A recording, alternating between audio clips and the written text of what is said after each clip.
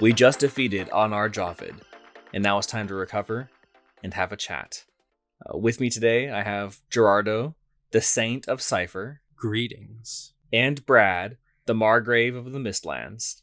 That's a cool title, but also have no idea who we defeated. Anar Javid? I don't know who that is. Don't worry, I'll talk about The Witcher in a little bit.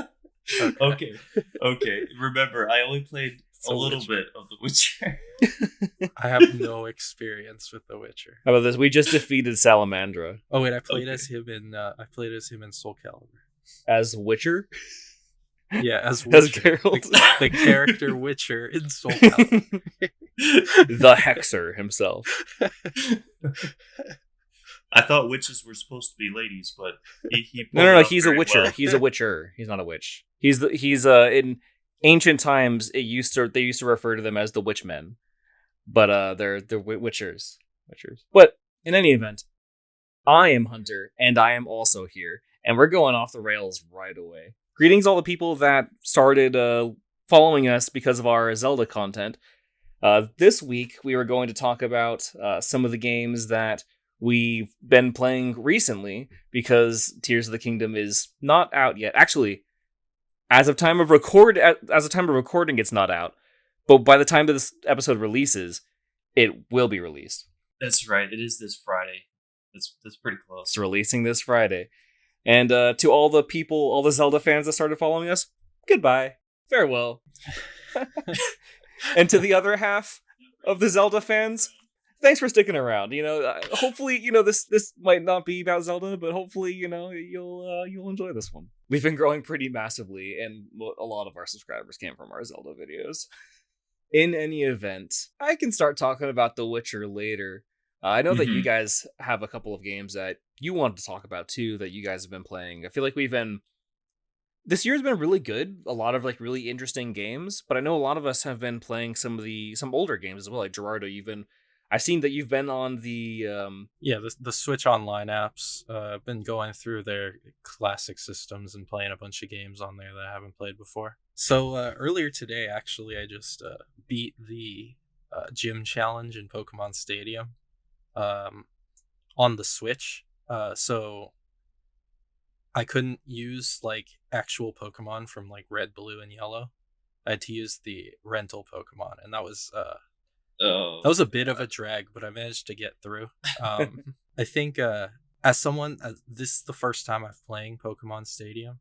I'm really impressed for the most part by its animations for the Pokemon.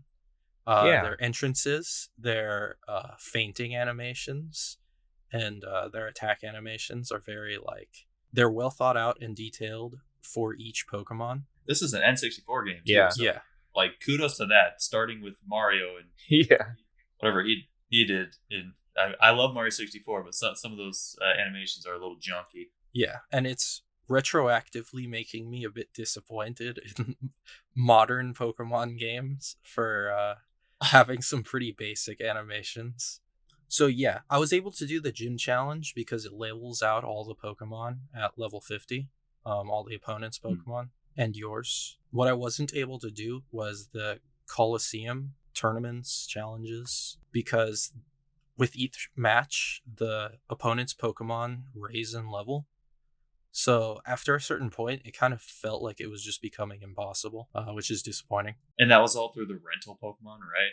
Yeah, it was all through the rental Pokemon. The rental Pokemon were stuck at a fixed level, even during the Colosseum matches. And then the opponents their Pokemon keep getting stronger, and then at a certain point, I just kept getting wrecked pretty hard.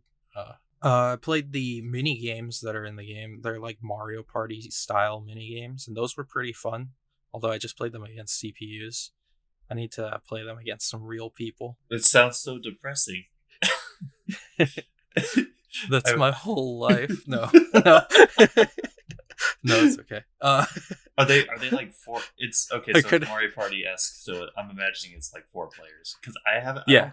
I remember playing Pokemon Stadium as a kid, right? Yeah, at a Game Crazy or at a GameStop or EB Games, or one of the older catalog my how old I am stores. Yeah, but I never really got into Pokemon Stadium. They made Uh, a second one to Pokemon Stadium, if I remember. Like Yeah. there was a They Pokemon Stadium did. 2. Yeah, I have the second one. I haven't played it yet. But that one they threw in gold and silver Pokemon. Actually, the second one is actually the third one, and the first one is actually What? the second one. Because the first one was a Japanese exclusive game, and it was like an even smaller version of Pokemon Stadium with its own unique elements in it. Sounds like a demo.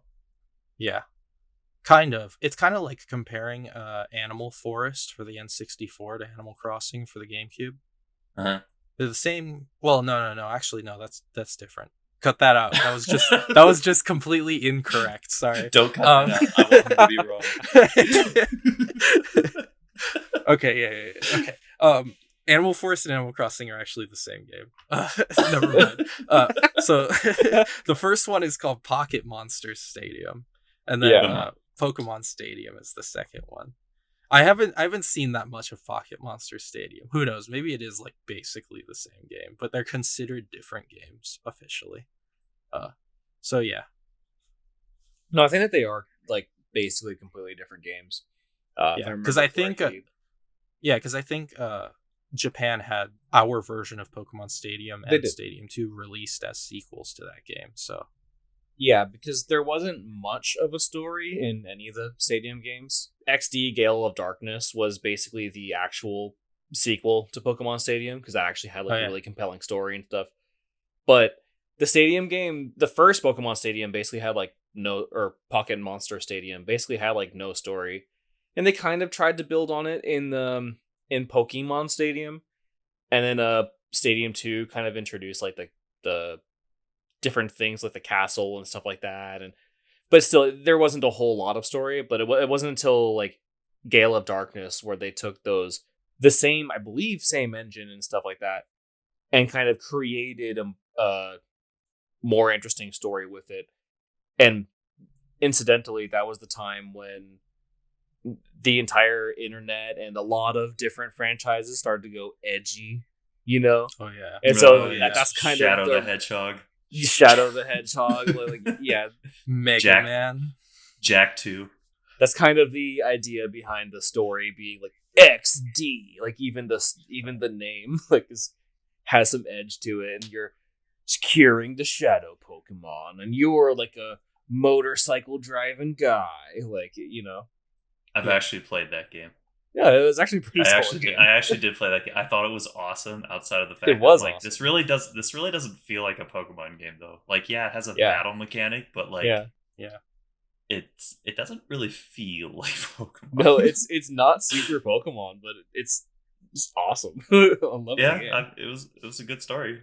So the last thing I have to say about Pokemon Stadium is that there was a bit of a somber moment at the end after I beat the gym challenge and I beat Champion Blue, where the game gives you an Ammonite as an unlock bonus based on, I think you can win different Pokemon based on how well you do. But the one that I unlocked is Ammonite, but it's not unlocked for the game. It's unlocked for red and blue and yellow. So I won a Pokemon that I'll never be able to use. That is a bit sad. It was a bit sad, especially because it's a Pokemon I like. But I'm sure when Red and Blue come to the Switch Online, there's going to be some kind of transfer situation with it. Because otherwise it's completely pointless. Yeah, I think there's a decent chance that they'll do that. If you've been keeping up with the way that the ROMs work lately, it basically already works. Yeah. Even the trading works. Yeah. Without like adding any code at all. Literally just if you dump the ROMs from the cartridges and then you mod your Switch to where you just change what those tiles load, it works. All in the legal way, guys. Yeah. Not that I'm recommending that anyone don't do that, because that would be immoral. Yeah, no Nintendo ninjas, please. The game that I've been playing, like off and on, but a lot of it, In fact, if I were to go into Steam, I would not be surprised if I pull it up and there's just hundreds and hundreds of 300-ish hours. Yep. And I'm nowhere near done. It's an early access game, but Valheim is extremely fun.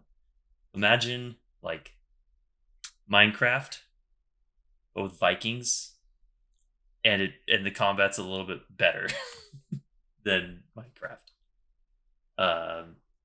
And my fiance and I have actually played Valheim together, and so has my brother and a couple other people. You can get like a big party and essentially go into this pre-generated world with like a bunch of like Nordic lore, right? With like Vikings, and you're tasked with saving the realm by defeating these X number of bosses, gaining their powers, but also basically making your homesteads in all these different areas of this randomly generated world, but it stays with you. So like once you have the world, it's just yours. Mm-hmm. And you have to like, it sounds tedious, but you have to like chart your map,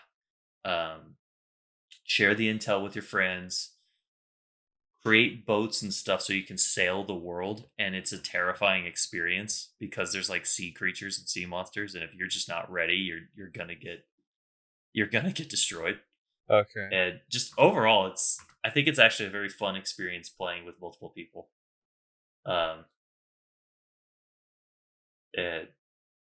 It's like Minecraft but with Vikings. I've been wanting to get that game, but I haven't decided to dish out the money for it yet. Damn you. We could have been playing already. If I got it, will you still be playing it if I get it soon? I wanted to build my computer back up now that I moved into a new place. I wanted to build it back up so I can continue playing Valheim. Because I was in the bit like I can't kill like the sea dragon because I have to like I need people with me because I'm sailing. I can't just stop and shoot arrows and then stop the ship and then not expect to die and lose all this hard hours to make this really long boat. Like I can't do that. I get scared and then it chases me and I'm like I can't move because it has like the Zelda or Wind Waker where like you have to go with the wind, otherwise it's gonna be a hard time. Oh yeah. So like if he's against the wind, like the one of the sea dragons, I'm like I can't challenge you because I'm way too scared to stop the boat.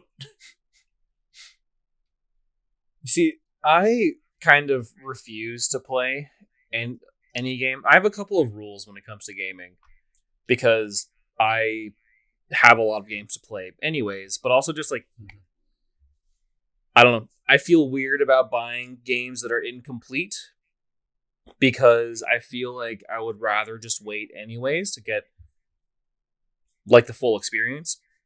So for example, I was playing Dark Souls 3 and by the time that I beat the game, and by the time that the DLC came out, I was in no condition. That game is hard, and not just because it's hard as in like you need to level up and stuff. Like no, I needed to get my like muscle memory and stuff down again. I completely it's a full-fledged combat game. Yeah, it is a deep combat. It's reactive. It's a difficult game to master, you know? Like getting the distance just right for certain things, you know? Mm-hmm. And I was in no condition to play the DLC, only like having not had played it for like a few months. So I don't know, that kind of put it in my head to where like, okay, when Elden Ring comes out, I really don't need to play it right away because you know it's going to have DLC.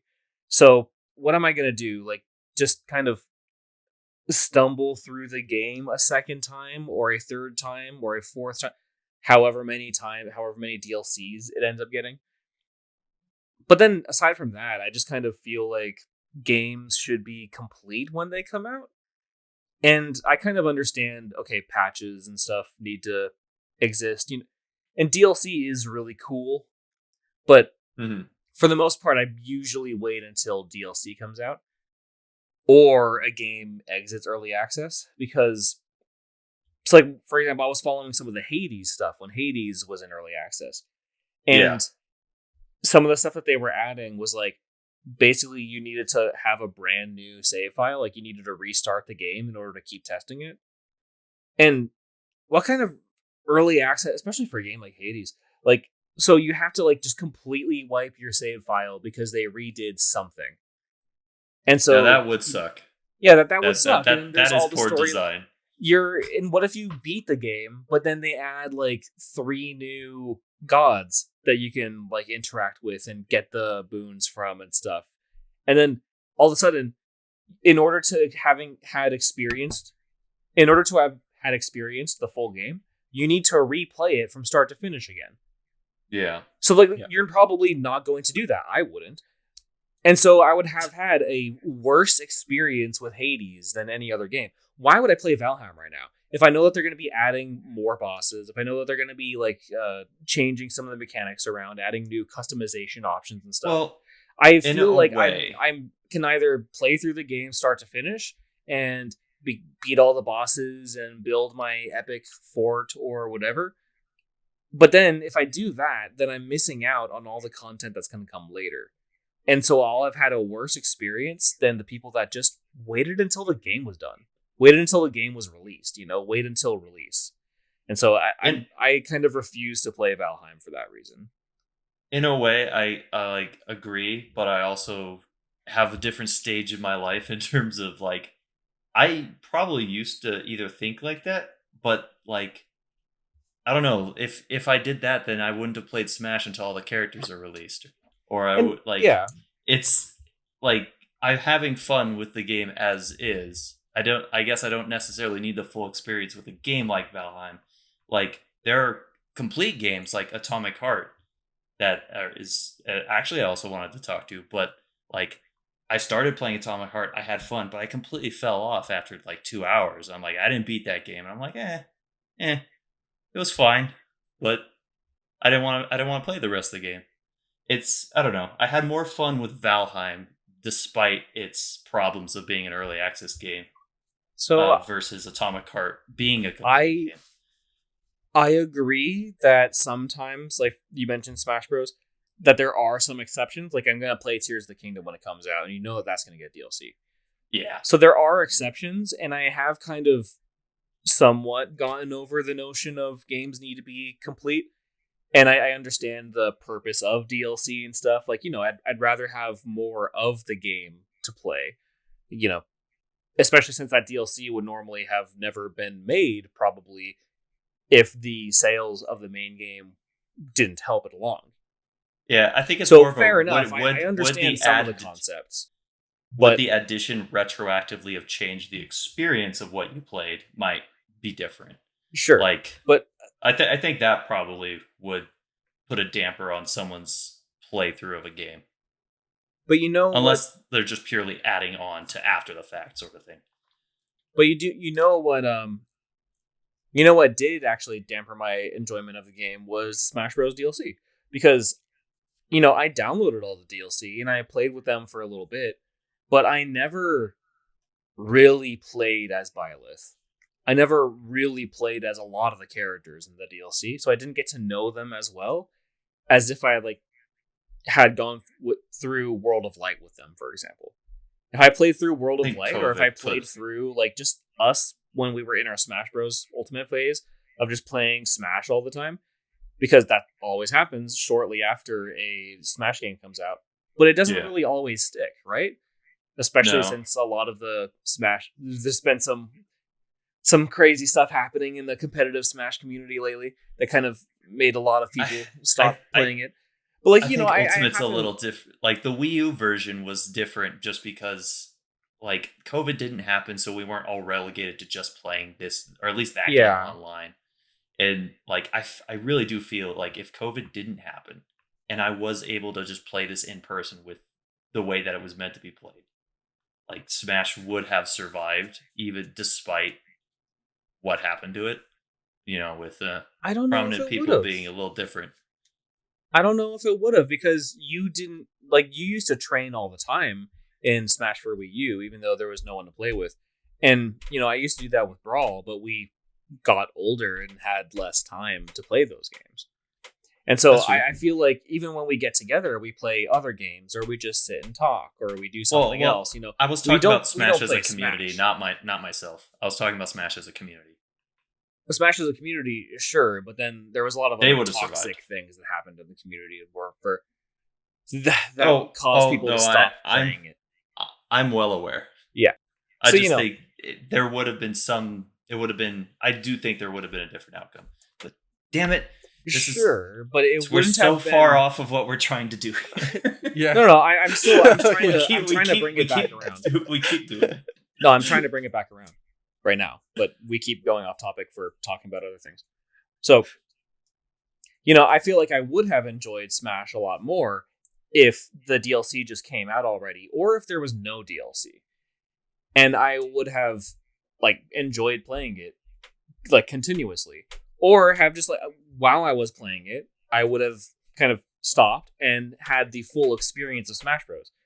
But I still haven't had the full experience of Smash Bros. We haven't been playing every single week with all of the DLC characters and stuff.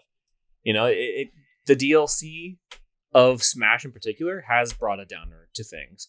And it's also the reason why I won't play Valheim, because I'll have played Valheim and, then I'll have to play Valheim all over again. So it just makes no sense to play Valheim right now. Was I going to play Hades WoW 4 times just to say that I actually understood what Artemis's boons did or something?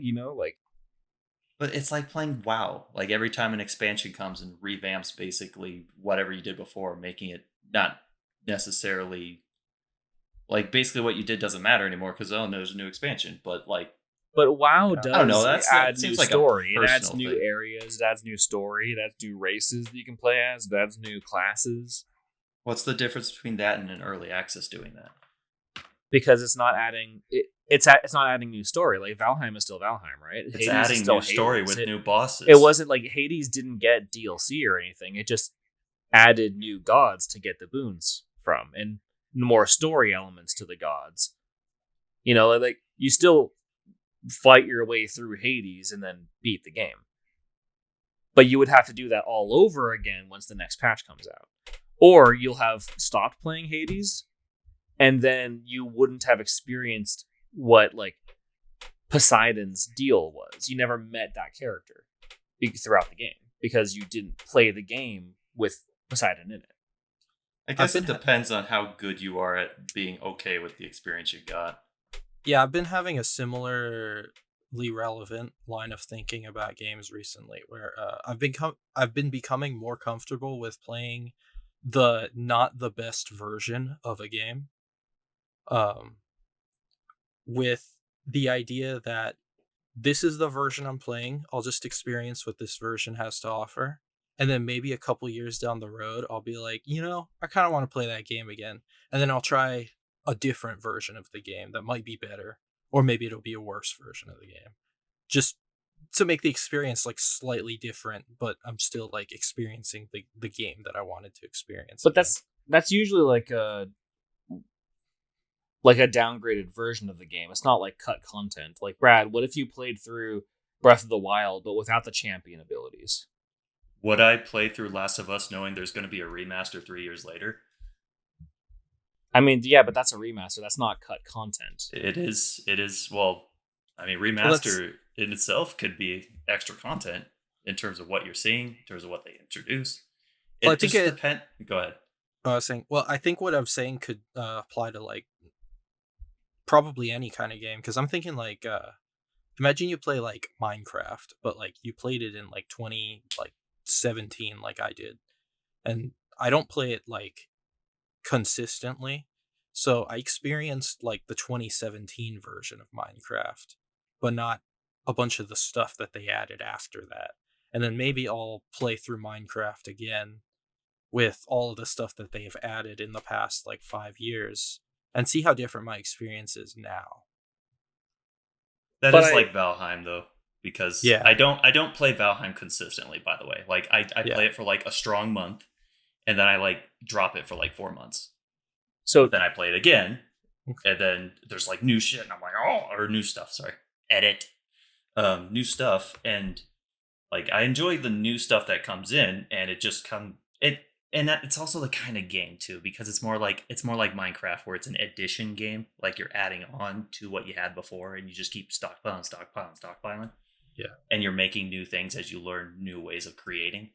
I do think that would be a very different thing if it was story heavy, like if I played Mass Effect, but then like quarter of the decision making is basically blocked off by DLC that's to come later. Like, yeah, I could, like, yeah, that would definitely put a damper on a game and make me not want to play it. So I do understand the comparison to Minecraft, and I feel similarly about Minecraft. I stopped playing Minecraft like a decade ago. You know, I hop on every once in a while, but I mainly play with like mods or something. I don't play like vanilla Minecraft. I'll play like other versions of it. Yeah. Mm-hmm. And so I feel like that's slightly different, like because I'm playing with like a Pokemon training and battling like version of Minecraft or something. You know, it's a little bit different. And then even then, like I get bored of it because I don't know. I have played Minecraft before, so I just stop playing after like a day. Like that'll probably be the last time that I boot up the app for the next year or so. You know, so Yeah. I feel like it's similar with Valheim, where like I'll have played Valheim, but then the next update comes out, and I'm like, okay, well, I could play Valheim again, but it's still the same thing, right? And so when I tell you, or if like Gerardo ends up playing Valheim like a year from now, or 2 years, or whenever it ends up finally releasing, and he'll explain to me, like we'll be talking about Valheim like we're doing right now, I'll have had an outdated experience. He'll be talking about things that I'll have never experienced, and we wouldn't be able to kind of meet on the level, you know? So I might as well have just like wait until Valheim comes out. To be clear, I'm not criticizing anyone for doing that. Like I said, I totally get it, and I make exceptions for these things myself. I know Pokemon Scarlet and Violet DLC is coming out, but I couldn't not play Pokemon. And there's no way I'm waiting to play Tears of the Kingdom. And Elden Ring was hard for me to wait. It was excruciating. I finally kind of started getting over it, but man, hearing you, Brad, talk about it, I was like, I'm need still to stick frustrated. with I'm my still sitting there principles. like, dude, I know. you like it's a god. I played the game 4 times. Yeah. Like, Oh like, man. if you need to play the game again to like what's wrong with playing the game again to relearn So- everything? That just means you get to play the game again. Now I'm like thinking about Elden Ring all of a sudden. Okay, but so I totally do understand that there are exceptions, and I make them for myself. And even the morality angle of it, I've kind of gotten over, because like, you know, I understand that DLC would never have been made if not for the, you know, I already talked about that. So Yeah. I've kind of have gotten over that a little bit. I guess it depends But- on how well the developer implements it, and because especially early access, I could very much see, like, a lot of developers start the game, never finish it, and like you're just kind of left there holding the bag. Like, I bought this, but you never finished it. And I'm sure that Valheim developers totally intend to, you know, finally release the game or whatever. It's not going to be like Minecraft, which is just in constant beta, and that's kind of the point of it. Yeah. But, you know, I think that since I do fully believe that the Valheim developers intend to release the game, I'd rather just wait, because That's fine. I know that you're going to be playing it once it finally releases too. And so I might as well, like, okay, hey, the game's finally out. Let's play this brand new game with my friends. Even though you've been playing, basically like beta testing for the past couple of years. And I have like a ginormo fort, and like my entire world has been completely demolished so that I could like make room for a giant statue in my honor. That's fine. You'll just carry us, or we'll start in a new world or something. Yeah. I'll be honest, that's one thing that actually concerns me, because then I'll just be walking in and then you're like, you know everything, so that I'm basically just following you everywhere. What I would do though, hold on, what I would do, I would just start over a new character. Okay. Like, Yeah, we just start from scratch, but then you Yeah, it can would still just- explain things to us. no, yeah, I can Yeah. still explain, but I'm pretty good at just not saying shit and just watching people react to things, because I like doing that. And then once you get the reaction, then I'm like, oh, okay, now this is what you do. We could try it We can it's try it eventually. once it releases. eventually. Yeah. So I recently started playing, kind of going through marathon style a lot of the Shantae games. I've taken Mhm. breaks here and there, but I not recently, almost 2 years ago now, started working at WayForward, which is the developer for the Shantae series, and it's not a long history. I think that there's officially 5 games or 6. I forget what Seven Sirens makes. It just kind of made sense to me to start.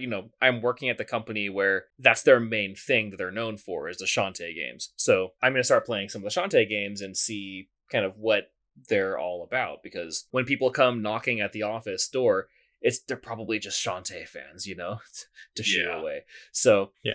I played the original Shantae, which limited run released on the Switch with like an emulator situation, and the Shantae, what's it called? The second game. What platform did those originally come out on? The first Shantae games were on Game Boy Color. Oh, Yeah, here I the was gonna very say first SNES, game. but okay. And the second game was on the Game Boy Advance. Yeah. And then Oh, these were Game Boy games. yes, yeah.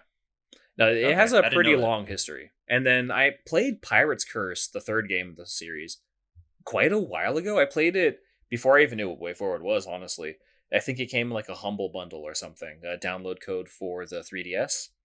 And so I gave it a download. I gave the other one to Teresa, actually, the Wii U download for it. Mhm. And then I played through Pirate's Curse. Honestly, that game kind of rocked. So when I started working at WayForward, and then I started seeing some of the other games like that they developed, I was like, oh, I played DuckTales.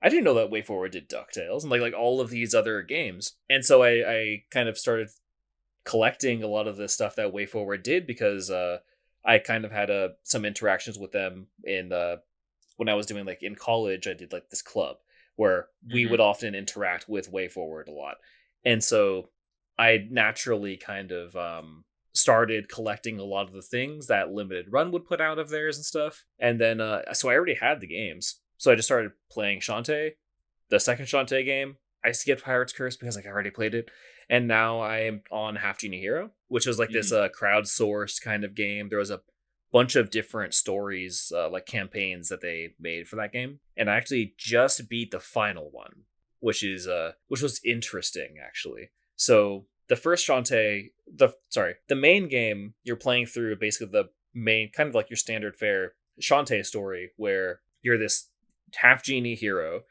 And I don't fully understand the lore, to be honest, about how being a half genie would. But anyways, her mom was a genie or something. So if that's the case, somebody asked for a wish.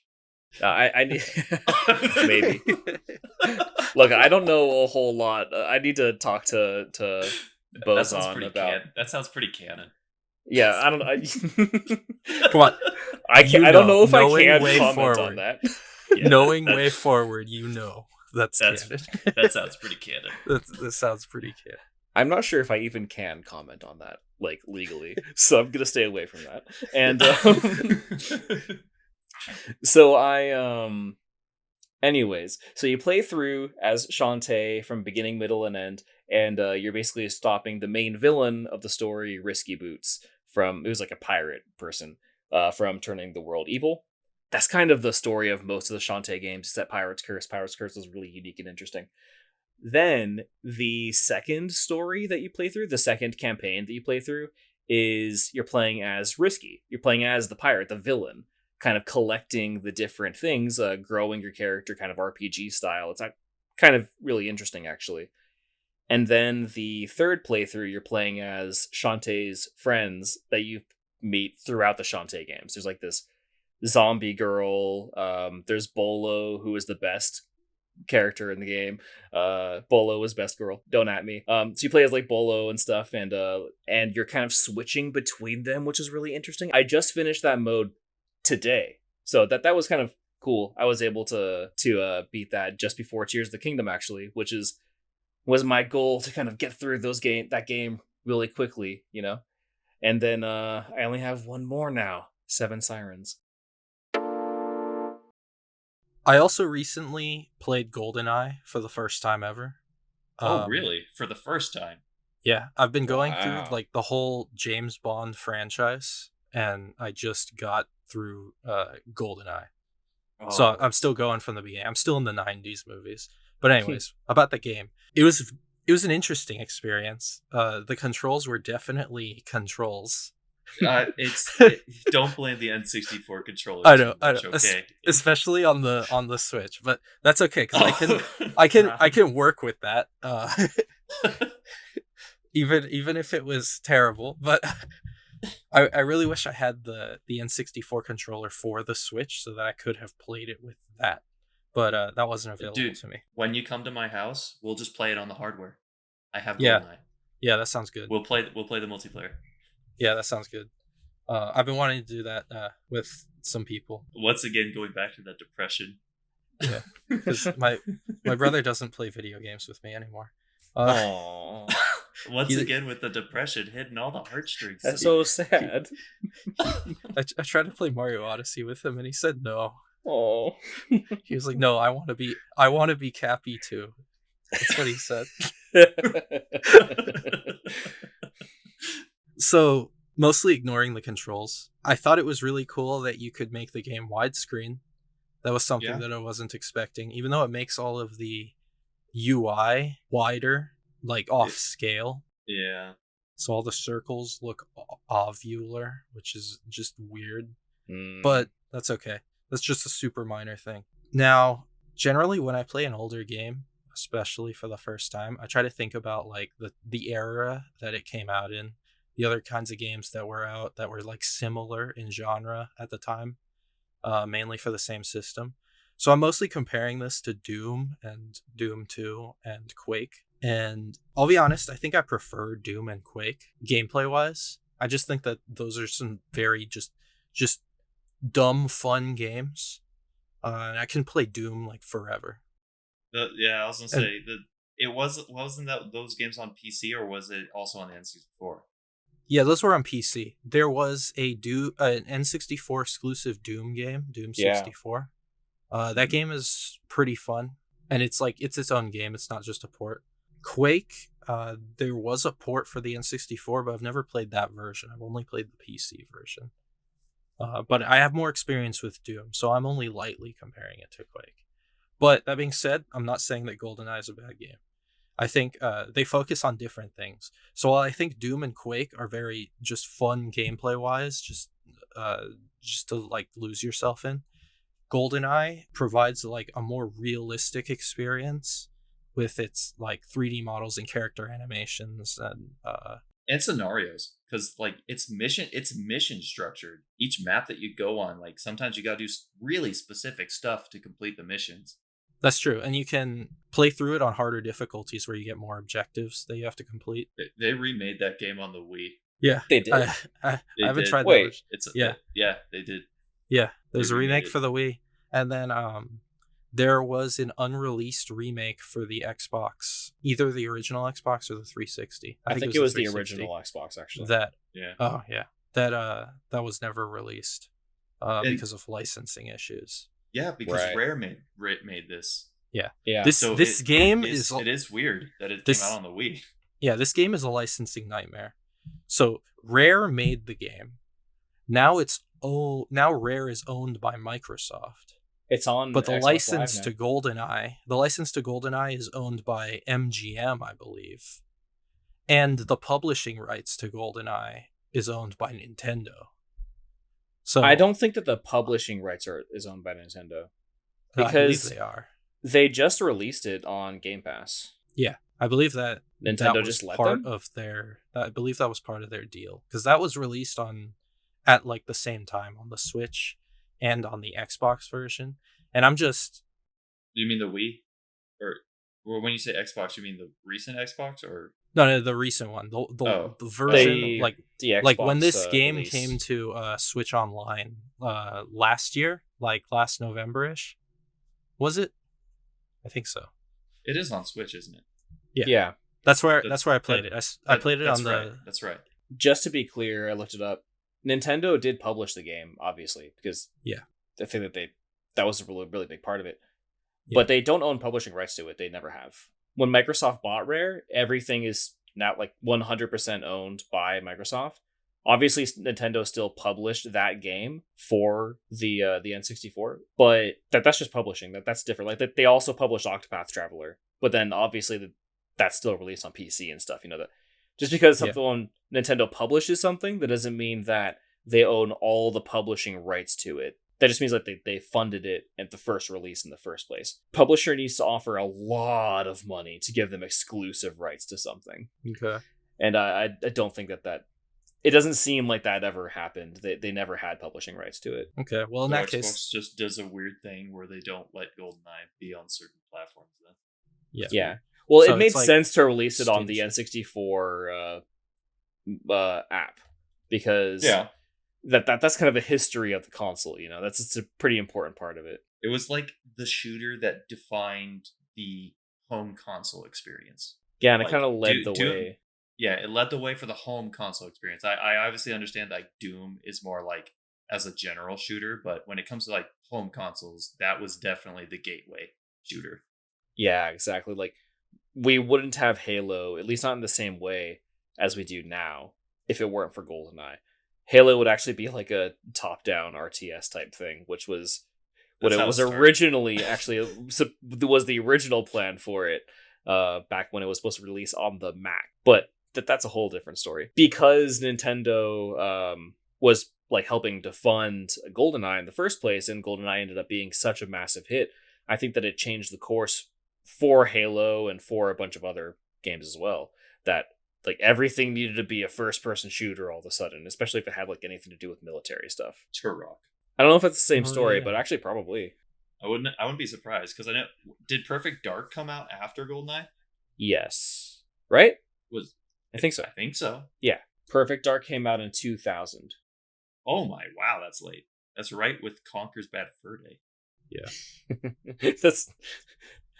that's how you keep track of like video game years. How many years after or before Conker's Bad Fur Day was it? It's a great game, fantastic game. Like 10 out of 10, no joke. It's a great game. Well, It's Tears of probably- the Kingdom is coming out 23 whole years after Conker's Bad Fur Day. Just I'm to, gonna just so throw you that- know, I'm put it into perspective for everyone. I'm gonna throw that in casually every now and again. Just mention any date. Like, oh, you graduated college in this date, on this date? Dude, that's this many years after Conker's Bad Fur Day released on the On the N64. Nintendo 64. I could go on and on about Conker though. Let's not. I know. I want to. All This right, is a well, family-friendly show. We Per- try to be. Perfect But- Dark is another one that I should bring that when I go over to your place because I have a cartridge for that. Oh, you do? Oh, sweet. I have a cartridge for Conker's Bad Fur Day. Oh yeah. Naturally. We'll play that too. I need to that play They that. released Yeah. the same year, obviously, so you have to. Yeah, I have to. But overall, in terms of how much I like GoldenEye, well, I don't think I could give it like a score or anything, but I would definitely play through it again. Yeah. I Did you do enjoyed it for what it was. Like for an N64 shooter, I definitely enjoyed it. I just want Now- to play through it with an actual N64 controller. And you will, but have you tried it with the cheat codes? Did I? No.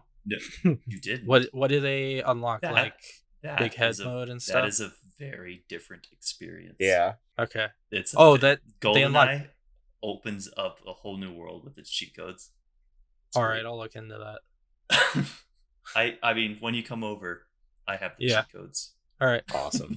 we'll save it for them then. Invite Does me your over, too. N64 have the expansion pack? By the way. I'll have to check. There's something in the front. It might. So I'm not it, sure. it comes with a jumper, but then you need to replace that with the expansion pack for certain games. I have an expansion pack. I can bring it. Because if I bring Perfect Dark, we can play the multiplayer, but the single. Well, we won't play the single player, but I'm wondering if you have the expansion pack, so I could borrow it, so I could play the single player. I'm going on a limb here, and I'm thinking I probably don't. Just based off of the games that I have played on my N64, I don't think All I've right. ever played a game that required expansion pack, so I don't think I have it. Okay. I I'll bring have an the- expansion pack. I can bring one. I'll bring the CDI also. I have just enough controllers too. I have 3 controllers. We got this. We have a night. Oh, Nice. sweet. Yeah. We could also play the Pokemon Stadium mini. I think I'm good on that one. You don't want to play Magikarp Splash No, no, I don't. all night? No. You gotta press A at the right moment, Brad. What a game. That's such a mini game. Okay, well, that's all I have to say about GoldenEye. It was a fun experience. Okay. So Hollow Knight is a game that me and my fiance and I have been playing through because she loves it, like So do I. a lot, and it's probably been like her favorite game of like whenever it came out. What, the last 6 years or so? I'm not sure when Hollow Knight first came out, That's fair. but and to be honest, I love it too because it hits all of the things that I want out of a game, especially a Metroidvania style game like this. I love almost all forms of Metroidvania games, and Hollow Knight seems to do a perfect job at playing like that Metroidvania feel. Not to mention, it also has like a story that like you have to kind of go out of your way to really like understand the world and the story. And Yeah. it rewards you with that exploration with that more story and seeing a decayed world of bugs and what came about from that. I still need to beat the final boss, but I am very close to actually beating that game, and I will beat that game. That's a very fun game. Even some of the DLCs I touched, which I don't really care for the DLC for this game, but it does say something that I wanted to play the game a little bit more, just because I love the way it felt to play this kind of game. Yeah, I really like, because it is a Metroidvania game, but the story delivery is more Dark Souls, where you need to pay attention to the little things. Sometimes you need to read some of the read some of the item descriptions, and you need to read some of the descriptions of the what are they called? The little badges, like the King Soul and stuff. Yeah, it's like the collectibles that you can sell and pick up in the world, or even the I forget what they're called. They're like little gems that you put on to yourself to power yourself up. Yeah. Even those, they all have little backstories that give you a clue as to either what happened or what the world's about. Like, you see through flashbacks, like, you see the Pale King. You see, like, all of these different events that happened, but they don't really mean anything to you because they're all silent. You just kind of see, like, a quick, like, couple of second flashback of something, and you don't even realize it's a flashback probably half the time until you realize, like, oh, now that I'm visiting this area, I see all of the, like, the broken shells of all of the things that look just like me. Yeah, so the game actually does a pretty good job at making you feel scared at times when it wants you to be scared. Like, the atmosphere is actually a little unsettling at times, and props to that for making a game that looks kind of as chibi as it does, but still gives me that sense of horror when it wants it. And I think that the simplified art style kind of lends itself to that, because it is very simple, but it's also like hand drawn and dark, and so you kind of expect a more serious story from it. You know, you kind of expect the kind of the darkness that came from the past and the events that you're playing through right now and what you're trying to accomplish. It's actually really weird to look at this game and think, I think this is darker than like Castlevania in any of the Castlevania-esque games, generally speaking. Not all of them, but like generally. Because Castlevania is like dark in the sense that there's like gore, but like it doesn't really make me feel fear. Yeah. Right? I'm just kind of whipping through enemies, or I'm like a half vampire Alucard just bulldozing his way through everything. Mm-hmm. But this game, it actually does make me feel fear. Yeah, like once you see different characters throughout the game, like you realize, okay, I'm just a little bug, and that thing is terrifying. That's something like out of my nightmares. It's terrifying, and like props to the developers for actually killing off their characters, because they actually do that. Yeah, that happens during a boss fight once. There's a certain boss fight after, I forget what it is, on the left-hand side of the map after you go through the Hornet Kings or something. Yeah. That race that kind of embraced the Radiance, then took more power from the Radiance rather than kind of trying to reject it like the Pale King and stuff did. It killed that little ladybug, or the bigger ladybug thing guy. Mm-hmm. Like, yeah, so like just it like in a Bruce, like it gets impaled. I forget if that's the same event, but there's a boss fight where you can bring another character along with you, and it is possible to beat that boss before they die, and it changes the story for that character. But if you start the boss fight at the wrong time, like, because I was trying to, train for that battle, like fight it a couple, like 50 times or something before I felt confident enough to actually like face it, because I wanted to go back and do the story sequence with the other guy to bring him with me, because he has a history with that guy. Yeah. So I was like, okay, this is an important story moment, so I want to go talk to him. Now I'm finally ready. And unfortunately for me, he died during that battle, so I never got a conclusion to his story. I think he died for a lot of people, but that's really sad. Yeah. Like that kind of stuff. Like it's not afraid to approach some very serious topics sometimes. Punish you for mistakes and not being quick enough, or not doing the due diligence with the characters you're interacting with. Yeah, how dare you not be perfect during that battle? No, it's an amazing game, and I really like the story and the lore that they are telling throughout the games. Like, you're facing the Hollow Knight now, right? Mm-hmm. Yeah, so that's like the second to last boss, but if you do it in the right way, you can actually fight the real one. And also, I love that about like the Metroidvania games. Like, they all have like weird like conditions to either beat the game or beat a boss in a certain way to unlock a hidden boss or something. Like in one of the Castlevania games, you can't get the true ending, which is literally the second half of the game, unless you beat the final, or what you think is the final boss, with like 3 very specific skills attached. And I'm not sure where in the game it tells you to do that, but for Hollow Knight?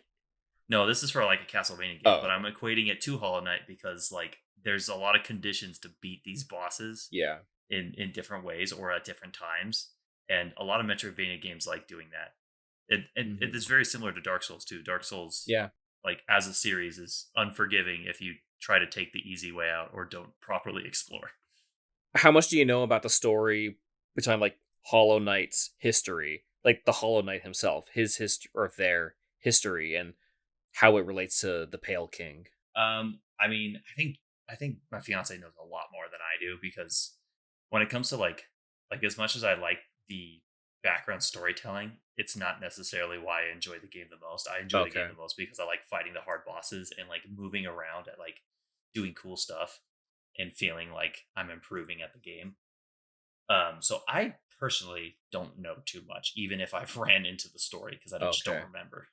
I quite like the story because I feel like I also really enjoy the boss fights. I like the gameplay aspect of it too, but I feel like it gives a lot of weight once you realize like, oh, like this is who I'm fighting. Like, not only the shock factor of seeing the boss title card, the Hollow Knight, but then also like recognizing some of the history behind it, because isn't like I'm maybe this will be like a little spoiler section. Isn't like that his like brother or something? Like kind of. So the Pale King noticed that the Radiance was coming, like this moth creature that infects people's dreams and can kind of make people more powerful but more mindless. Kind of like the concept is intelligence and like sentience versus simple bugs, the way that you and I experience bugs in real life. They're more instinctual. They're not like having conversations with each other and pondering existence and stuff. But in Hollow Knight, you're in a world where there are sentient bugs, and you are able to have like actual conversations with people and buy and sell things, with other bugs. It's just like a regular economy as if they were people. But the Radiance came, and the Radiance was kind of influencing bugs to be a little bit more primordial and a little bit more powerful from that. So that was kind of the draw of the Radiance, is that it offers this immense power, but it kind of dumbs you down will take your soul and Yeah, the intelligence of a basic creature, which ironically is the opposite of a lot of other, like, what light represents in a lot of other media, where it's like light represents intelligence and stuff. It's It's kind of kind of another piece it, of the attraction of the radiance. it's kind of like it's kind of like a pun, not necessarily a pun, but like it's kind of like the electric lamps, where like bugs are drawn to the electric lamp, but if you Yeah, touch the light, you die. exactly. And so the Mantis Lords, that's what I was thinking of earlier. So like the Mantis race, for example, they did embrace the Radiance, and that's why they're one, super powerful, and like two, they still have, at least the Mantis Lords still have some semblance of like recognition. Like they recognize power and they let the player character through once, he defeats them. But Mhm. they're not communicating, and a lot of their subjects are just mindless monsters at that point. Yeah. And so the idea is the Pale King saw that the Radiance was starting to become a thing, and instead of embracing it, he fought against it. And the only way to really do that was to seal it away using 3 Dreamers, which I'm assuming that you've gotten to. One was Yeah, like Hornet's mom yeah, and stuff. yeah. And another piece of it was to have some kind of vessel, empty vessel, to absorb the radiance into it and then imprison it, which is what the Hollow Knight was supposed to be. The Pale King reproduced a lot of times and created a lot of these empty vessels, one of which you were playing as. Mhm. Yeah, that's why a lot of people call the player character the Knight. I like to think of it as the vessel, because you're playing as kind of an empty vessel. Yeah. One of the failures, kind of one of the not perfect ones. And so the Hollow Knight was perfect, and so that's why he got trapped away, is to kind of absorb the radiance and trap it. That's Mhm. why the Hollow Knight is so freaking powerful, and that's actually a lot like the Mantis Lords in a lot of ways. But then, yeah, if you fulfill certain conditions and you beat the Hollow Knight in a certain way, then you get to face the Radiance itself and finally actually defeat the Radiance. Yeah, and I am still on that part. It adds a lot of weight to what you're doing, I think, sometimes, once you recognize some of the story. Like you're on that underground section where the vessels were created, and then you see just these empty husks of the vessels and Yeah. stuff. Yeah, and I Like- remember my fiance telling me like all the little stories, and she's just like, "Oh, who's that?" And I'm like, "I don't know. I'm here. I'm here to fight big monster bugs." And she's like, "Oh, what's like? Oh, is that your brother, or is that like? Oh, who is that?" And I'm like, "I guess that's the Hollow Knight. I'm gonna fight him. Mhm. I'm gonna go over there and kick his butt." So I guess you don't care too much about the story and stuff, but I do in the personally sense that quite like it. I do in the sense that I recognize its weight, but I'm also like of a more simple. I guess I am a simpler mind when it comes to like, hey, look, I like the themes that are playing out in front of me, but like Brad go the smash bug. the nuances in the moment is gonna get lost on me, because it's kind of hard to focus on the story when I'm on my 50th death and I don't Yeah, care fair anymore about enough. the story, and I just want this guy to die. That's another aspect. Very hard game. Oh yeah. Well, maybe not very, very hard, but it is a pretty hard game. I've definitely lost to some bosses more than a dozen times. Yeah, I think there's probably a couple where I might have gotten into the double digits of death. Oh yeah. So I recently went from knowing nothing about The Witcher, other than I guess a new game came out a few years ago, Witcher 3. A lot of people seem to like it. It was more than a To few years being- at this point, I think. Yeah, it's been a little bit now. To being a massive Witcher fan. And it all started one Thanksgiving. Actually, my girlfriend's cousin recommended that, in the absence of Game of Thrones to watch, another high fantasy show to watch called The Witcher. I was like, oh yeah, that had a video game, didn't it? I guess there's Yep. 3 of them. And I watched the show. We watched it together. And I loved it so much that I started reading the books that the show and the video games and everything is based on, the original books.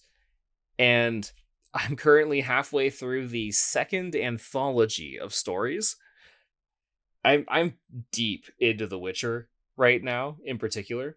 And so I Mhm. finally just started playing the first Witcher game, which I've tried and failed to like kind of start before, because the controls, I really, really like playing those kinds of games on a controller. The first Witcher game was made for the PC with the PC in mind. And what I mean by that is that you cannot play it without mouse and keyboard. You can map all of the controls to parts of the controller, but it will not work. You will be missing out on certain features of the game, or you will be missing out, you would have to like go through the menus and then like add like, oh, I really need this sign for this thing, so I'm gonna add it to the D-pad or something, but then you won't be able to do this. You have to like redo that every single time, and you need the signs pretty often. It's made with mouse and keyboard. Even like with the menus and stuff, there's a cursor that you're moving around and clicking on things with. There's no like button up and down. It's impossible to play with a controller. But when was the first like that game?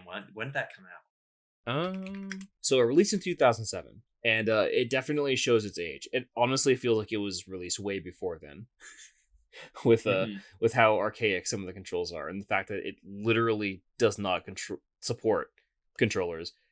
When the Xbox 360 controller was one of the most popular PC gaming controllers at the time. I'm actually surprised they wouldn't try going that route. Yeah. Well, with some of the features of the game, there's no way they could have done it. But I recently got the Steam Deck, which is amazing, by the way, anyways, and is very, very customizable when it comes to controller support. And one of the things that it has is trackpads, a left and a right trackpad, which was cool. Key to playing this game, because I was able to map the each of the signs. I was able to assign the left trackpad to be a numpad 1 through 9. Different parts of the trackpad are different numbers, just like a numpad. And so I was able to assign each of the signs numbers 1 through 9. And that's how I was able to use the magic, for example. And to get through the like menus and stuff, I was able to use the other trackpad as a mouse and keyboard.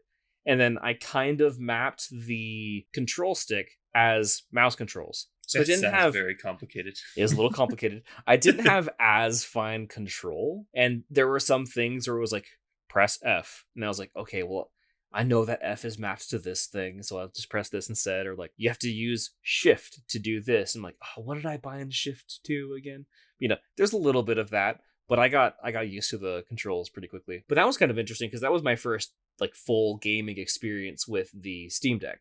No, wait, that was the first game you played with the Steam Deck, or? It wasn't the first game I played with the Steam Deck. The first game I replayed Portals 1 and 2.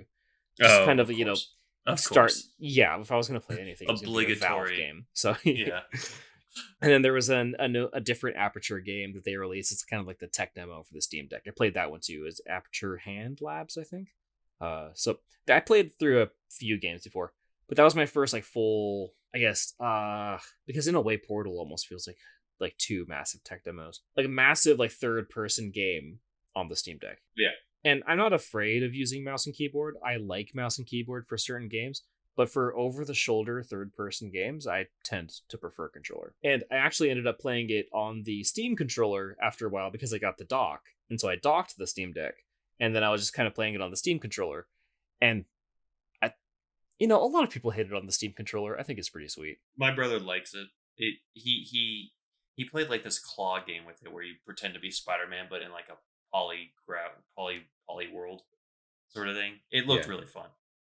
Yeah, the Steam controller allows you to play games that you would normally only be able to play with mouse and keyboard. The Witcher is a great example of that. And you just rebind some of the parts, and then I basically set up my Steam controller very similar to how I have my Steam Deck, because it's also super customizable. And it works fine. Perfectly fine. The Witcher was interesting because they were kind of inventing new story, because the books at that point had basically finished. There was the original anthologies and the 5 Witcher's Chronicles books. And the game takes place immediately after the 5th Witcher Chronicles book. There's this big battle that happened, this big war, and then Geralt dies, ? But then the beginning of the first game happens, and then he basically survives but lost all of his memories, which is a fantastic way to reintroduce the characters throughout the story for the people that are meeting them the first time, which was probably a lot of people. Yeah. It's kind of cool that it's a game that actually is a continuation of a pre-established narrative from like a book, instead of just like, they could have easily just, redid a game based off the first book or something. Yeah. And to be clear, they kind of did that too. They kind of, a lot of the stories that happened in the anthologies, which is basically before he published the Chronicles, Sapkowski, I think I'm pronouncing that name right, was just kind of writing a series of short stories about this character named the Hexer, regarding kind of different high fantasy takes on Polish folklore and the concept of different explorations of the concept, the human heart in conflict with the voice of reason in your head, you know? And each of the stories, if you dissect it, all comes down to a different exploration of that concept. There are some characters where, because Geralt has a silver sword, which is poisonous to monsters. It does like extra damage to monsters, basically. And a steel sword for people, basically. And at the beginning of the stories, he says, this sword is for monsters and this sword is for people. But then towards the end of the narrative, people will like ask him, like, that sword is for monsters, right? What's that sword for? And he would say, other monsters. Like, he's very philosophical in a lot of ways in the books. And you kind of see that evolution, which is kind of frustrating in the video game because this takes place after all of that, and he's kind of starting from square one again. Yeah. So there's a lot of points where, like, you meet certain characters and he kind of has to relearn his morality that he just went through. But anyways, it's a good way of soft rebooting him. Yeah, it's an interesting way of soft rebooting him. Like I mentioned earlier, there's a character that Geralt meets because he fights monsters. He defeats monsters. That's sort of Geralt's whole deal. But then an old friend of Geralt meets him in the first game, and he's really surprised that Geralt survived and all of that because he was supposed to be dead, which he was supposed to be in the books. But, they kind of soft retconned because it was kind of open-ended, Yeah. So, but then he asked him a question, like, say, he was kind of testing him almost, like, if you met a vampire, but he was perfectly sane, and he didn't kill people, and some vampires, they only really drink blood in the same way that you and I drink beer. They just do it for fun, not for substance. Like, what would you do in that case? And Geralt's like, I would kill a vampire because they're a monster. But then in the books, there's a character that Geralt realizes that questions his morality a little bit. Like, that's a sentient being, and vampires are evil, but this one is not doing evil, and he befriends him, and they like battle together and stuff, So he in a way is starting from scratch, but they do a decent job of reintroducing some of the characters and stuff. You actually meet that guy's wife in the game. So that's like the vampire? Yeah, you meet the vampire guy's wife and his daughters. That's cool. So, there's a lot of links to the books, and in a way, they're kind of like starting Geralt from scratch, but they're trying to catch him up to the lore from the books. It's really, really interesting. And in a way, it also brings the player along to catch them up on the morality of the world. Yeah, and the morality and the philosophical angle of Geralt. Now, does the first game, I don't know to what degree you can manipulate the choices, but in the first game, can you manipulate a lot of the choices? Because I've only played Witcher 3, but I do notice that in a lot of like the sub quests, you do have a lot of freedom to do, at least within what Geralt would theoretically do in situations. Yeah. So like, it's not like he's going to do something that Geralt wouldn't do, but you do have an influence on his morality, so to speak. So I haven't played The Witcher 2 because I was kind of playing Shantae in the middle of that, and I knew Tears of the Kingdom was coming out, and I knew that I just did not have enough time to play Witcher 2 from beginning to end before Tears of the Kingdom came out. So, I really needed to just wait on that one. Yeah. But from what I understand is that a lot of the plot of The Witcher 1 is mostly ignored. There is some canon parts, like there's a character that can die in a certain battle in The Witcher 1 that appears in Witcher 2. So, canonically, he didn't die. Mm-hmm. And there's this kid, Alvin, who is basically just a replacement for Sorella. And, Ciri is, I don't know why they decided to just not include Ciri, but they introduced for the first time this other character with Elder Blood, which is like ancient Elvish, lineage type stuff. And because of his lineage, because of his elder blood, he has certain magical powers, which is just Ciri. Yeah. So, that sounds similar. in the story, you can kind of pick who Alvin ends up with regarding like you kind of pick who is his canon mom in a way, or his like adoptive mother. You can pick between these two characters, Shawnee and Triss Marigold. Oh yeah. And This is like one of the love interests, right? so is Shawnee. And so Shawnee doesn't appear in later games. She's honestly like a random character from the third book. I don't know why they chose Shawnee instead of. Well, Triss is kind of a replacement for they kind of merged Triss and Yennefer together for some reason in Triss. But anyways, so instead of having Yennefer, they chose Shawnee of all characters. Anyways, so Shawnee is like one of the two love interests, and the one that you choose to look after Alvin is basically your like canon waifu. Mm-hmm. But then there's some like weird time travel type shenanigans, and the final boss might have been Alvin in a complicated way. So like, I don't know. Whenever time travel is introduced, it almost is never good.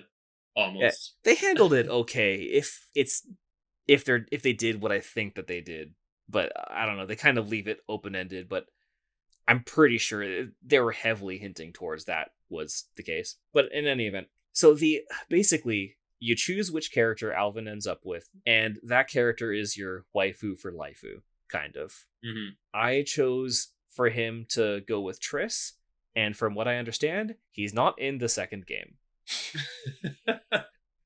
So you chose wrong. I think that. But then Triss is an actual love interest in the second game. So like I don't. She's around in the third game too. Yeah, she continues. Triss is a pretty important character. Yeah, she sticks around. She's an important character in the books too. So I don't know what they were going for there. I think that they just kind of screwed up. They screwed up a few of the characters, honestly. But I thought that the decision making stuff of those games were more resemblant of Mass Effect, but I don't know. Hearing you sounds like it's a different story. It's like they kind of had a canon ending in a way, but then it kind of was like, okay, kind of hand waved away. Like, okay, well, clearly something happened with Alvin because he ended up turning into a bad guy later in life anyways. So, something happened with him and he's just not in the second game and they never mentioned him apparently. Mm-hmm. I don't know. I haven't played the second game yet. Maybe they handle it a little bit more elegantly. But I think that there's kind of like in some ways a canon ending, and in some ways like, don't worry about it. I thought like I've seen reviews and whatnot and people talking about those games, and I thought the consensus was that like the first two games were actually kind of like, well, specifically the first one, but like it was kind of like confusing and people had mixed feelings for those games. Especially the first game, yeah. The first game is a big mixed bag. And that's kind of interesting because it was able to actually spawn off until eventually it hit big with 3. Yeah. And that's normally trilogies don't go that route. Normally trilogies go like, oh, the first game's great, and then it just kind of dies off by the third. Yeah, but I guess Witcher defied the odds there, and the confusion. I'll say the confusion in the first game sounds like the confusion that I had in the first season of Witcher. So you watched the show? Yeah, I have seen the show. I thought the first season was confusing. It wasn't until like way later that they actually tell me that like 3 timelines are going on, and I'm like, oh. So and I didn't know what was important and what was just a filler episode. So like when the porcupine dude showed up, I'm just like, this is like a filler episode, right? And I'm like, no, this is actually extremely important. And I'm like, yeah. I straight up like this whole like nobody taught me what gift of surprise is or whatnot. Law of surprise. Yeah. So like they just like casually throw that out and made it a big deal as though I'm supposed to know. And I'm like, I don't. What? Like you just get that person's daughter? Like what? Huh? So the idea. Why is that important? From what I know what it is, but okay. Now, but yeah, he doesn't just get that person's daughter. Ciri is his daughter. Yeah, magically, it's like kind of. It's like the next surprise in that person's life belongs to him, right? Like, and it's like magically binded. Like that's like a contract essentially. It also kind of magically creates that surprise in a way because if you remember, she was just automatically pregnant. Yeah, whereas she wasn't before. In the books, that kind of is handled a little bit differently. it's implied that Geralt knew that that was going to be the case, and he totally knows that she had a daughter in the books. Mhm. But I think that he kind of chose her to have a daughter in some kind of magical way because of the Law of Surprise. I don't Well, know. in the show, it had me confused because Yeah. like, it just sounds like he just passively just says like, "Oh, I don't know, give me Law of Surprise," and then Yeah. everyone's just like, "Oh crap!" And then like he like, and I'm just like, "What just happened?" He's all confused too. Like everyone's confused, and everyone's just like, "Oh, how dare you?" And I'm like, "I don't know what he did. Yeah. I Yeah, didn't realize this episode was so important." it is a super important episode. That event basically has ripples throughout the entire Witcher saga. All Yeah, of that the was like Witcher episode Chronicles. Yeah, that was like episode 4. a random filler episode. It was like a Yeah. random filler episode that I didn't realize was so important in the middle of the show, and I'm like, "What?" I actually had the most fun with the show when it wasn't about the main story and it was just about Geralt talking about a monster that he's about to kill and how to kill it. Yeah. Yeah, the show is, most of it at least, is based on some of the stories from the anthologies, which are basically just individual little short stories that Sapkowski wrote for like different contests. Some of them are like contest pieces, and then some of them Yeah. were he submitted them to friends high fantasy anthologies and stuff, and then he eventually had the idea, you know what, I'm gonna compile these whatever 7 stories or so into a like book. I'm just gonna Yeah. release it, and then kind of tie some interlude story in between where he's basically just having sex with this like water nymph, but not a water nymph. It's weird. So like in between each chapter, he's is kind of there's this like common thread between the stories, and Yeah. then the second book comes out because he wrote more short stories about the Hexer, and then he compiled those into the second anthology, which technically takes place. Most of them take place before, but anyways, those short stories are kind of different side quests, kind of that Geralt goes on, and they take place kind of anywhere throughout the timeline. And the show took a lot of liberties with the Yeah. order of events. And to answer some of your confusion, it's not that there's multiple timelines going on. There's only one timeline, but that Geralt Well, has yeah, influence over the timeline. Yeah, it's like it's telling like 3 different stories, but it's like all at different times. But like it's all Oh, different time connect- periods. Yeah, it's Yeah. not timeline. Sorry, it's like different time periods. But like the show didn't really tell me, and like it wasn't even a grand reveal. It was just more like each episode that went by, there was some aspect of like, oh, you should already know this sort of thing because they don't explain anything to me. Mhm. Like if you didn't already know about the world, there are some things that they're just not going to actually address with you. Yeah, the way that I don't know, I had a lot of complaints with the show actually. I loved the show, but I love having the show read the too. books, I feel I have a lot of complaints with the way that the show handled some things. I actually kind of like some of the way that they reinterpreted some of the stories, actually, even more than the books. You know, it's a love-hate relationship with the show. I just wish I understood what was happening some of the time because Yeah. I'm like I feel like this would be more impactful if like you just name drop a bunch of countries, but like you don't really like the show doesn't tell me exactly where everything's happening, or Yeah. like you don't know who the power players are until they're like already right in front of you, and Yeah. it feels like it needed a couple extra episodes of like cluing me in on the world so that I can understand like, oh, okay, here's the chess pieces instead of like I'm Tie on some this of the story chessboard. together a little bit. Yeah, I'm on this chessboard. I have no idea where the pieces are, and I have no idea how they move. Yeah. That's a great way to put it, yeah. And you don't even know which part of the chessboard you're on half No, the time. and there's 3 different chessboards. They're all playing different games, And but different yet they're all on the characters, yeah. same. Yeah, yep, they're all in the same room. Yeah, and I'm like, it's so weird. it's a little confusing. I'll grant that, but I feel like it was almost. I don't know who the show was made for because it's clearly a lot of the people were jumping off of The Witcher 3, and a lot Yes, of the. clearly. It's definitely part of the show takes place during The Witcher 3 or during the Witcher video games in general. Like, oh, this event is happening. Like that happened in the video games, or The this- Wild Hunt is here. yeah, like this is a reference from something that's happening. You know, it kind of takes place during the games, but it is the book versions of the characters. Because like Geralt, for example, like doesn't have a beard, just like he shouldn't in the Witcher games. But then, you know, I don't know.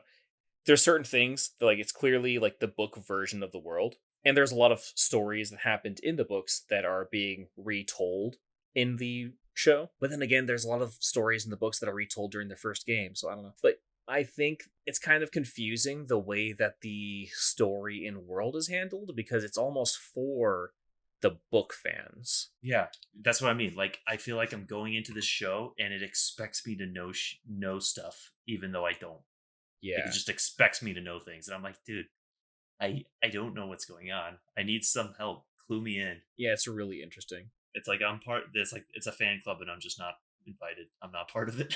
Yeah, like, you're jumping into this fandom with zero knowledge. It's still fun. Don't get me wrong. The most fun I ever had, like, watching that was just when they actually when Geralt actually sat down to explain to somebody a monster, what it does, what he's gonna do with it, why this works, and Yeah. like this is the most. It's the best part about The Witcher is when they're actually explaining to me the world, because I'm interested in the world. You just need to explain it to me.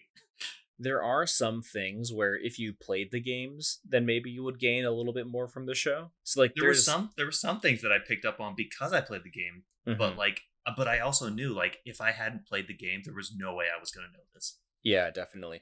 And I think that some of those issues with the story, I don't want to get too theoretical about the show. We've been talking about the show a lot, but the reason why Henry Cavill is leaving the show, because he's also a massive Witcher fan. He's read all the books, he's played all of the games. He's a big nerd, yeah. He's a massive nerd in general, but he's played through The Witcher 3 1,000 times, like 3 times at least. So, like, he's big into the Witcher fandom, the Witcher lore, and apparently he was super annoying on set because he would always keep be correcting like, people. yeah, he would be like, he keeps saying like, this character really wouldn't do this, or this character doesn't know this, so they really wouldn't be behaving in this way. Like, he was apparently just the massive nerd of the group, always like kind of shouting about the inaccuracies and stuff, and he was really pushing for the more philosophical side of Geralt, which, to be fair, is difficult to portray in something like a TV show, and is really easy to convey in a book because you can have the character's thoughts in the book. You can Yeah. read through them. And Geralt is kind of more of a self-insert type character. You're supposed to be living through Geralt vicariously in a way. And it's hard to do that in a TV show where he's just kind of a cool guy cutting dudes and cutting monsters, You can't have that philosophical angle as well. So I understand where the show is coming from, but I also understand Cavill's side, where he wants it to be super accurate to the books, and To the source material that he loves so much.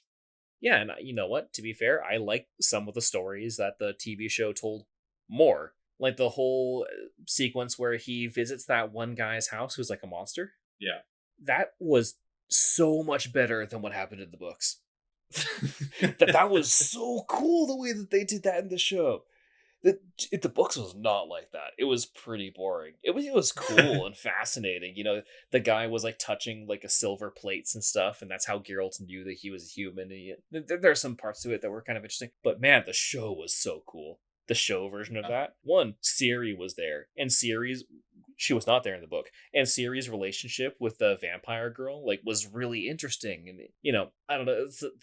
We can gush over this for a while. Yeah, man, I could keep talking about The Witcher, but anyways, I really enjoyed the game, and it gave me a deeper appreciation of some of the stuff from the books. Like it gave me a deeper appreciation of stuff from the books and from the show, because some of the events of the show are retold too. Like I think the first episode, actually, Geralt fighting the Striga, he's hiding inside the coffin and all that. Like that character, that princess, shows up in the first game. Like, you see what became of her afterwards, and her what being a Striga did to her, because she had to learn how to be a human from scratch, basically. It was kind of interesting and to see that character in the game, and to see kind of some of the events that happened in the books in the game, referenced in the game, or some of the consequences of them in the game kind of retold. And it recontextualizes a lot of what I saw on the show too, because the show was playing fast and loose with which events played where, ended up where, because sometimes there's months that pass in between episodes, sometimes there's clearly years that pass in between episodes, and that confused the crap out of me because it doesn't really tell me.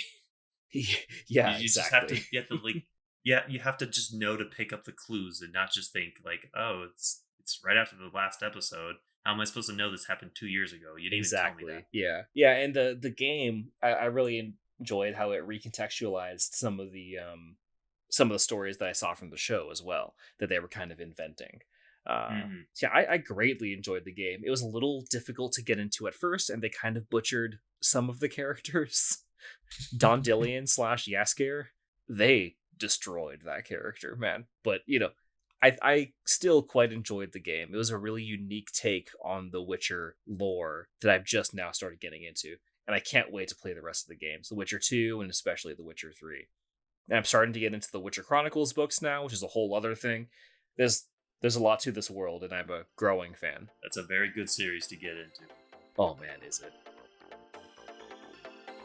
Now that we've recovered and had ourselves a little chat, what did you think? Leave us a comment on YouTube and like the episode.